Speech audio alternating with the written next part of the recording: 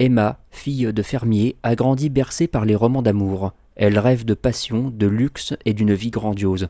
Alors, quand Charles Bovary, médecin de province, la demande en mariage, elle s'attend à vivre une existence épanouie. Mais très vite, la réalité la rattrape. Charles est un homme bon, mais terne, sans ambition, et leur quotidien est fade. Emma s'ennuie à mourir. Ils déménagent à Yonville, une petite bourgade normande, où Emma espère un renouveau. Mais son quotidien est toujours aussi morne, aussi triste. Charles est content de sa vie simple, tandis qu'elle se sent enfermée dans une existence banale.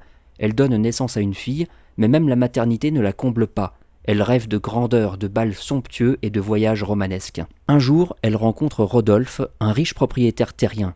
Lui, c'est un séducteur cynique. Il lui fait miroiter un amour fou. Ils deviennent amants et elle s'imagine déjà s'enfuir avec lui très loin de cette petite vie.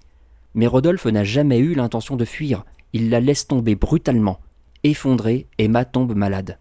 Quelques années plus tard, elle retrouve Léon, un jeune clerc de notaire qu'elle avait déjà croisé à Yonville. Cette fois, c'est elle qui prend les devants. Il se voit en secret à Rouen et elle s'abandonne complètement à la passion.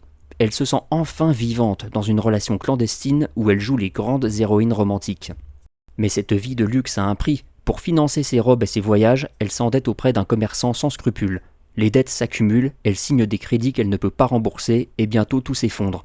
Le commerçant la menace, les huissiers arrivent et elle n'a plus d'issue.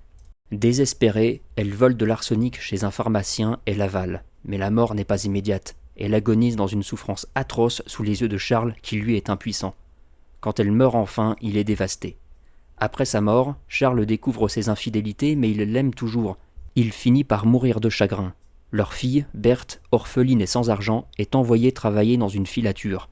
Le commerçant, lui, s'enrichit en revendant tout ce que les Bovary ont laissé derrière eux. Dans ce roman, Flaubert démonte les illusions d'Emma. L'amour passionné, l'argent facile, l'évasion, tout est un mirage. Son mariage l'a étouffée et son rêve l'a détruit. C'est un chef-d'œuvre impitoyable sur les désirs et les illusions. À lire absolument.